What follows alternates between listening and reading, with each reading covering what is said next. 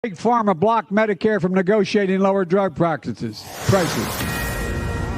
All right, I do not want to be a party crasher, but we interrupt this celebration for a hard, cold dose of reality. Stocks tanking because inflation is accelerating. The very inflation that the president says he's made great progress addressing, heralding his Inflation Reduction Act as the boon for the economy that we didn't see in a key number out earlier today. Welcome, everybody. I'm Neil Cavuto. And Fox on top of a sell-off, the likes of which we've not seen in quite some time. In percentage terms, the roughly 4% hit in the Dow is the worst we've seen in 2 years. Ditto the S&P 500. And again, the NASDAQ. All hit and hit hard because inflation remains stuck and no one can get it under control. An 8.3% annualized inflation rate in the latest month. The core rate, that is without food and energy, also soaring more than 6.3%.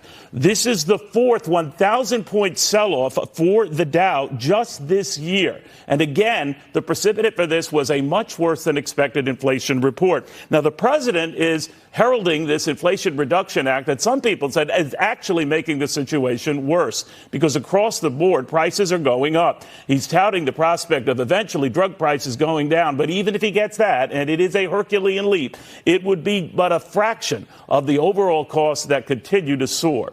Keep this in mind, that with inflation running north of 8%, most food and related items are running at about double to sometimes triple that. Whatever progress we've seen on gasoline and related prices has done little to affect prices almost everywhere else. And then another startling development here, and the market reaction to this, the fear that the Federal Reserve is going to continue hiking interest rates, and now not only the 0.75% hike that they see coming next week, but a growing betting among a third of investors now that that hike could be as much as 1 full percentage point.